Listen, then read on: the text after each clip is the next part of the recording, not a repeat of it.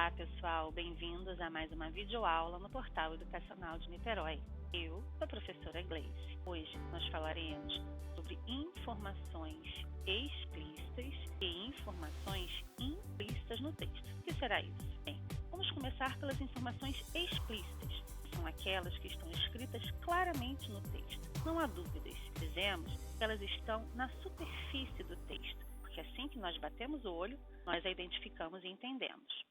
No caso das informações implícitas, é um pouquinho diferente. São aquelas que não estão escritas na superfície do texto, mas entendemos seu sentido a partir de interpretações e inferências.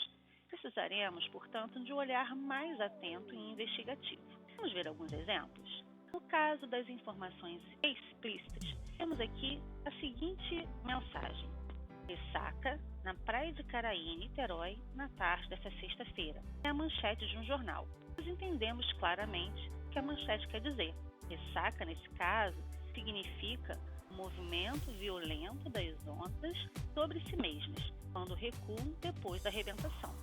Aí, como está na foto, nós sabemos, portanto, que é um mar de ressaca e o que vai acontecer na praia de Caraí, de acordo com essa notícia. Bem, agora vamos ver um exemplo de informação implícita. No livro Dom Casmurro, de Machado de Assis, há um trecho em que o narrador vai explicar os olhos da personagem Capitu, que vai dizer que esses olhos são olhos de ressaca. Oi? Olhos de ressaca? Como assim? O que será que ele quer dizer com isso? Bem, para entender esses olhos de ressaca de Capitu, precisaremos interpretar e inferir o sentido dessa expressão. Mas antes, vamos entender o que significa também inferir. De acordo com o dicionário UAS, inferir é concluir pelo raciocínio a partir de fatos e indícios. Deduzir. Bem, num texto escrito, por exemplo, inferimos quando chegamos à conclusão sobre determinado sentido a partir de pistas textuais, ou seja, palavras, frases, pontuação e até mesmo recursos gráficos. Então, voltando aos olhos de ressaca, vamos inferir a partir de pistas textuais que encontramos nesse trecho. Olhos de ressaca, diz o narrador, são os olhos de Capitu, esses que traziam não sei o que de fluido misterioso e enérgico, uma força que arrastava para dentro, como a vaga que se retira da praia nos dias de ressaca. Vaga aí é onda. Bem, esses olhos misteriosos e enérgicos que arrastavam para dentro como a onda nos dias de ressaca são os olhos de Capitu. Bem, podemos entender, inferir, ou seja, concluir que os olhos de ressaca não são olhos muito confiáveis, não é mesmo? Então, a partir do que nós acabamos de perceber, é necessário um mergulho no texto e, olhando com cuidado para as pistas, podemos inferir o sentido de olhos de ressaca. Saímos da superfície, ou seja, dessa primeira camada que lemos e fizemos um movimento de interpretação mais cuidadoso. Buscamos o sentido escondido e assim chegamos às informações implícitas. Mas por que usar informações implícitas se podemos ser claros e objetivos? Por que deixar ao outro essa tarefa de desvendar as pistas, encontrar o sentido escondido? Olha, a escolha por usar informações explícitas ou implícitas dependerá muitas vezes da intenção do falante ou do autor. Se desejar colaborar com o seu interlocutor, escolherá palavras, frases e expressões que deixem claras suas ideias.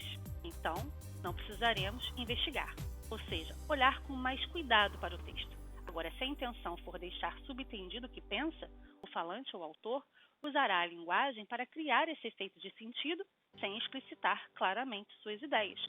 Então, precisaremos olhar com mais cuidado e investigar as pistas textuais. É como se tivéssemos que montar um quebra-cabeça a partir das peças deixadas pelo autor ou pelo falante.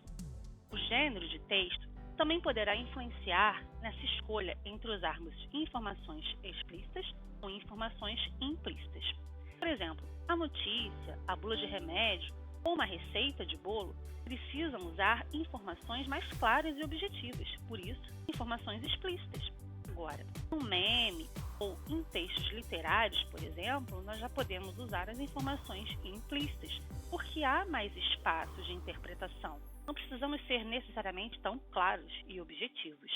Nesses exemplos, Notícia, texto literário, bula, receita e meme, as informações foram escritas de forma planejada. Nós podemos também perceber informações explícitas e implícitas em mensagens mais espontâneas do nosso dia a dia. Vamos ver esse exemplo. Na frase, felizmente você parou de tomar refrigerante, a informação explícita é que alguém parou de tomar refrigerante. Agora, há informações implícitas também. Significa que havia uma pessoa que antes tomava refrigerante e que o fato de parar é algo positivo, que está implícito na palavra felizmente. Vamos ver mais um exemplo? Olha esse outdoor. Fique em casa ou dance com a gente. Os homens do outdoor ficaram conhecidos com um vídeo que viralizou na internet. No vídeo, eles aparecem dançando ao carregar o caixão. Aí precisaremos investigar essa frase, fique em casa ou dance com a gente. O sentido implícito está claro. Há risco de morte ao sair de casa. Então, como vimos, as informações explícitas e as informações implícitas são usadas nos mais variados contextos. Dependerá principalmente da intenção do falante escolher qual tipo de informação melhor se encaixa em seu texto. Alguns gêneros textuais exigem informações mais claras e explícitas. Já em outros gêneros, há mais espaço para uso de mensagens implícitas. Até a próxima, pessoal!